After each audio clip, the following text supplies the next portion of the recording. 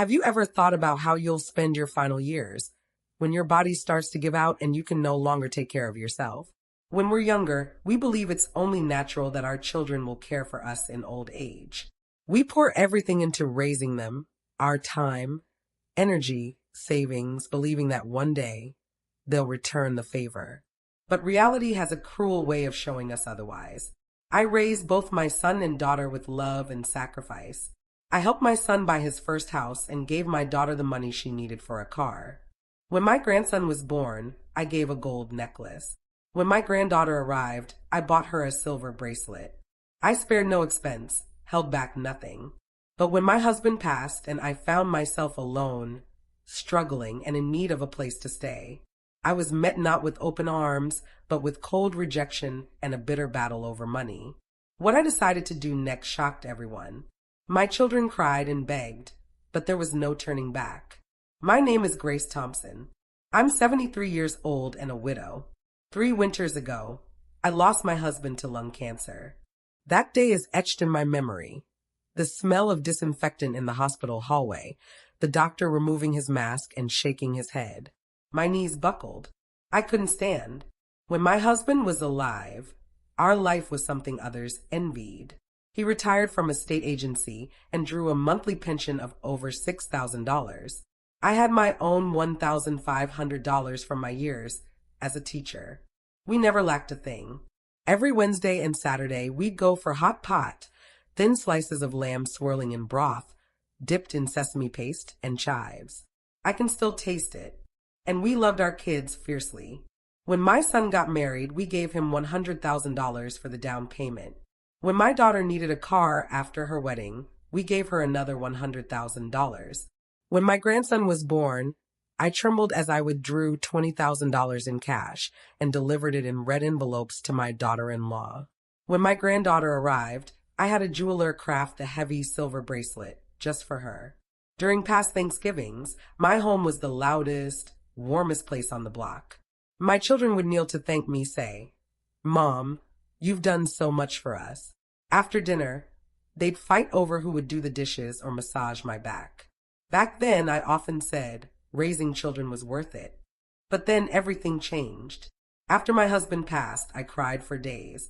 I'd wake up to a cold pillow and burst into tears.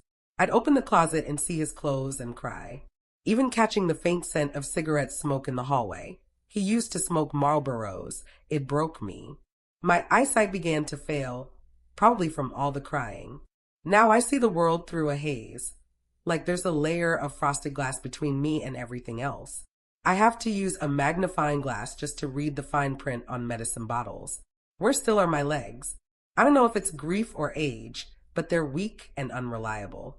Just last week, I tried to walk to the farmer's market, and I barely made it past the gate before my knees gave out. I had to cling to a wall to stay upright. I can't cook anymore. My husband used to handle that. Now I'm afraid to even turn the stove on. One time I forgot about a pot of noodles, left the burner on so long it burned a hole through the bottom. The smoke nearly choked me. Since then, I haven't dared cook a proper meal. One afternoon, as I sat on my porch in the sun, I remembered the promises our kids used to make. "Mom, Dad, don't worry.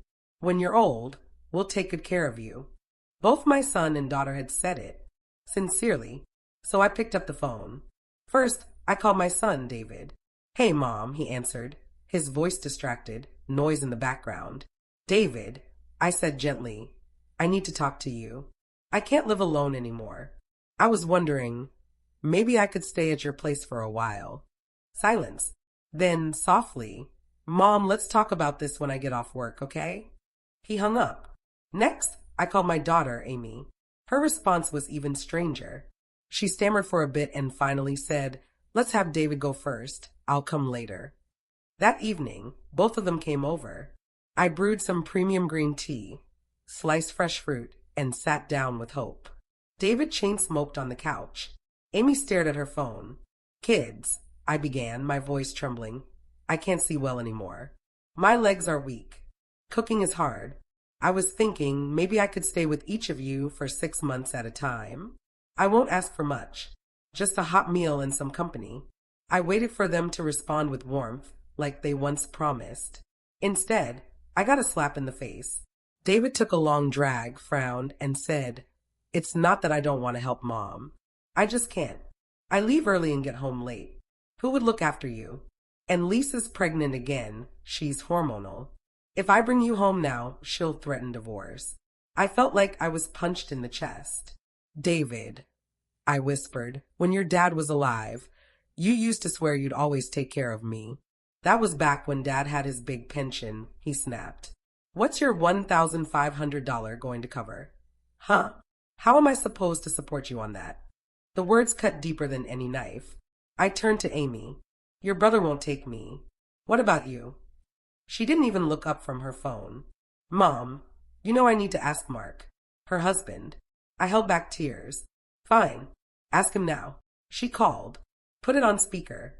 Mark's voice came through cheerful and casual. "Of course your mom can stay, as long as she wants." My heart warmed. But then Amy asked, "What about living expenses?" The line went silent.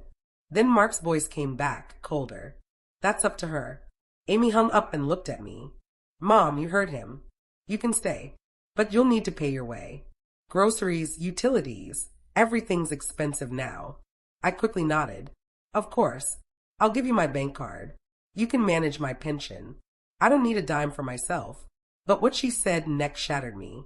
"Mom, maybe you should sell the house. Put the money in my name. I can invest it for you. I'll get you better returns than any bank." "Why her?" David shouted, springing up. "I'm the son. If anyone's managing Mom's money, it should be me." "Oh, really?" Amy snapped. "You can't even handle your wife. What makes you think you can handle finances?" They bickered like strangers, like wolves circling a carcass. I looked at my own children and wondered, who are these people? These weren't the babies I held through fevers, the children I fed and clothed. "That's enough," I screamed, slamming my hand on the table so hard the teacups jumped. "Get out, both of you." When they finally left, I collapsed onto the couch. My chest felt heavy, like something was crushing me. I watched them walk away and knew, deep down, I could never count on them again. That night, I stood in front of my husband's photo. "John," I whispered, "you left too soon. I'm all alone now. Even our children don't want me around." I didn't sleep at all. My pillow was soaked in tears. The next morning, I woke up with sore eyes and a heavy heart.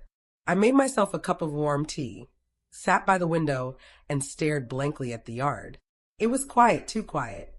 No footsteps, no laughter, no smell of breakfast. Just silence. That day, I made a decision. I sold the apartment.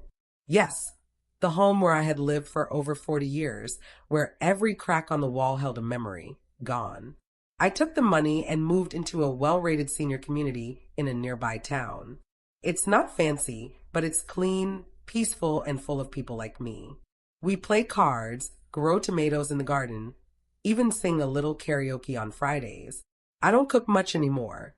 They serve warm meals every day, and I don't have to worry about climbing stairs or burning pots. But most importantly, I'm not waiting anymore. Not waiting for someone to remember me. Not waiting for a call. Not waiting to be invited. I finally understand aging with dignity means taking control of your life, not begging for a spot in someone else's. My son called a few months after I moved. He said, "Mom, where did you go? You didn't even say goodbye." I said, "I left the place where I was only loved when I had something to give." My daughter came by during the holidays, holding her little girl by the hand. She stood in the lobby of my new place and looked around, then said, "It's nice here, but weren't you lonely on Thanksgiving?" I looked at her and said gently, "I spent it with friends who brought me pumpkin pie, helped me decorate the tree, and didn't argue over my bank book." She didn't say a word after that. Now I spend my days in peace. I write letters. I listen to the birds outside my window. I've even picked up watercolor painting. My hands aren't steady, but my heart is. So if you're out there wondering about your old age, don't wait for your children to make room for you. Make room for yourself. Create a life that doesn't depend on someone's permission. And when your children finally realize what they've lost, it might be too late, but you won't be. You'll be living, not surviving, living.